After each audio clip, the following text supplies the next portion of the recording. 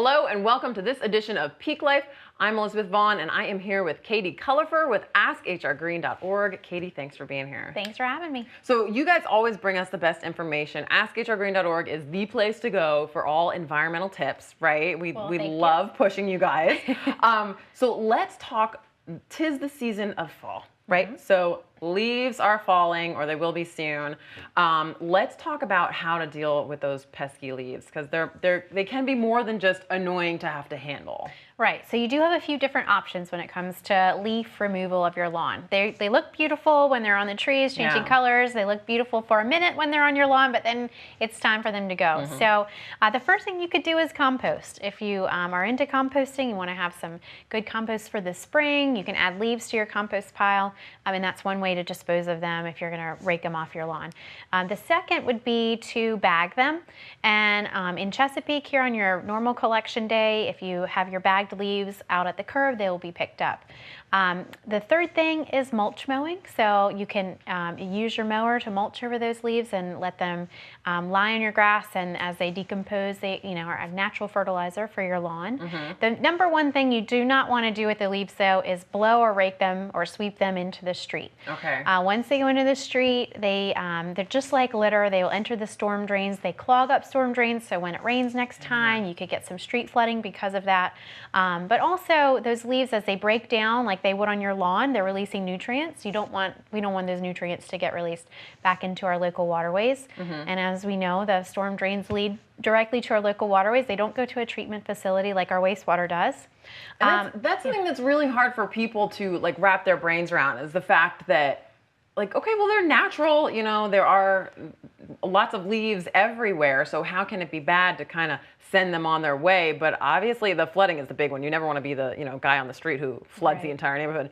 But also for that nutrient release. That's, a lot of people don't think about that. Yeah, and so different times of year, when the weather's right, temperatures increase, those excess nutrients will create those algae blooms that are in our local waterways. Yeah. You see that green, yucky mess. Can kind of stink sometimes. Right, and it's the algae is depleting the oxygen in the water. It's not good for our aquatic life, and so best thing to do is just keep those leaves and other debris out of the storm drain. Another thing just to remember while we're on the topic of things in the storm drain is your pet waste. If you're out walking your dogs, we do a lot more walking in the fall, and we're out enjoying the beautiful weather.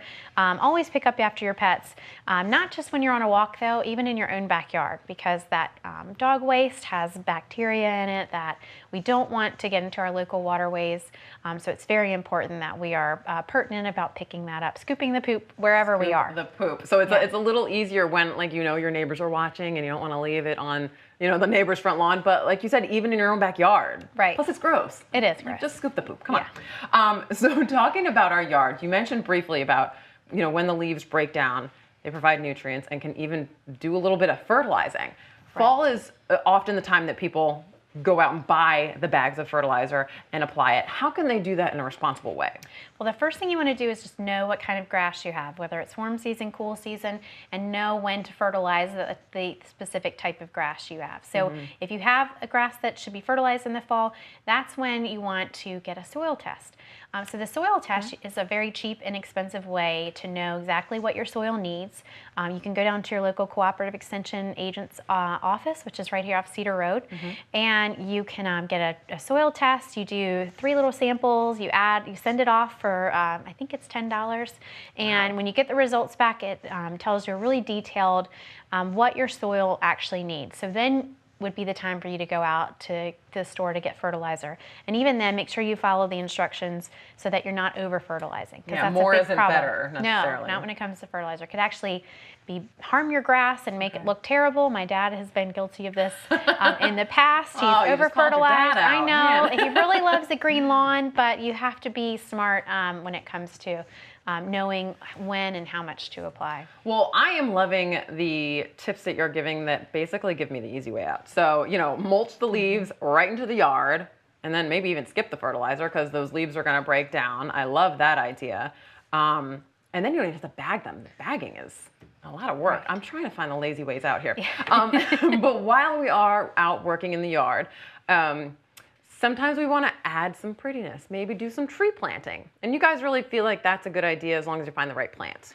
Right. So the fall is a perfect time to plant trees. Okay. It's the ideal time because the fall climate and the moisture is great to help those trees develop strong root systems, so that when it comes time for the growing season in the spring, they'll have already established that strong root system. Okay. So definitely would want to plant trees in the fall, and they're just not only a beautiful addition to your landscape, but if you choose native plants and trees when you're adding to your landscape, there are other benefits just to the local ecosystem. So native plants are also something that require less maintenance once they get established. They're used to the climate here. They're going to require less water and less care. Again, once they've gotten established, that's the case. And there's a lot of beautiful options. So when it comes to trees, look at red maples, look at eastern red buds and wax myrtles, just to name a few of the trees that are native to this area that should do really well in your landscape. So it can still be beautiful. They just are eventually going to require less work. Right. I'm loving this. We're gonna just rename this Liz's Lazy Landscaping. There you go. I'm gonna start my own business. I like that. All right, let's get out of the yard and get into some of the parties and the fun stuff that we like to do in fall. You know, we've got sports, so we're out tailgating. We've got Thanksgiving. And you know, because we are who we are here in America, we love to fry things, and that means we've got a lot of extra oil and grease. And there's definitely things that we do and don't want to do with that. Right. So turkey frying or frying things outside is something fun to do in the fall. A lot of us enjoy doing it, and it's perfectly good to do. What you want to remember when you're frying, when you have all that fryer oil, though, is number one, you can reuse it. So up to 6 months, you can store it and reuse it for up to 6 hours of frying time. Okay. So the best thing to do is obviously let it cool completely, skim off any particles that are left over, and you can return it to the original containers and reuse it again for that next gathering. Okay. But then when it comes time to dispose of it, there's a few different options. You can take it to a household hazardous waste collection, and they will dispose of it properly. You can also add like sawdust or kitty litter to it, again, once it has cooled, that's a good idea, to absorb that grease, and you can actually throw it away in the trash. We Okay. just don't want the liquid going in the trash. If the trash bag busts, that liquid makes a mess. It could get out onto the street. Gross. You definitely don't want to pour it down your drains, not in your sinks or toilets. You don't want to deal with that mess and a plumber coming to call, especially not around the fun gatherings we do in the fall. Right. And you certainly don't want to pour it outside, on the lawn, or definitely not in a storm drain or street. It's gross, first of all. All this stuff, like it's gross. Properly dispose of it. Our public utilities department tells us that all the time too. Don't put it down the drain because it gets all gunked up, and then your drains can bust, and then stuff goes everywhere. Like, you just don't want to mess with that. Well, that's good to know too. When you're doing all these gatherings, you're doing a lot of cooking. There's a lot of leftover food as you're cleaning up from them. A lot of people have garbage disposals, and that's okay. But a garbage disposal is really not a catch-all for everything left over in your pans or on your plates. You want to scrape those into the trash. Dry wipe your pots and pans before washing, because those food particles, they go down the drain, but they get stuck to any greasy other residue. Over time, they're going to build up, and you definitely don't want to have to call a plumber at your holiday gathering. Not. So these are all great tips, and we want everybody out there to be able to kind of participate and do their part. You guys have a really great program called Baystar Homes. Tell us a little bit about that. Right. So Baystar Homes is a fun program for anyone in Hampton Roads to get involved with, and it's very easy to do so. There's, if you go to askhrgreen.org/BaystarHomes, we've got a form right there online that you can fill out. You need to, there's like 25 or more tips for just suggestions for ways you can go green. Most of the things people are probably already doing, like turning off lights when they leave rooms, using reusable shopping bags, drinking tap water, taking it with them to go instead of buying, plastic bottles. Just easy tips and just ways to show our commitment to the environment and clean, healthy waterways. When you sign up, we'll send you a welcome packet with a nice garden flag for you to put out in your yard. Great. You can brag to your neighbors that you're a Baystar home and hopefully encourage them to sign up for the program too. Well, that's really what this is all about, is kind of spreading the word, spreading that education, and making sure people know all of these, Liz's lazy landscaping tips. I love that. I'm running with that. There you go. Katie, thank you so much. We'll send everybody to askhrgreen.org, and they'll get all the information they need to know. Great. Thanks for having me. Thank you.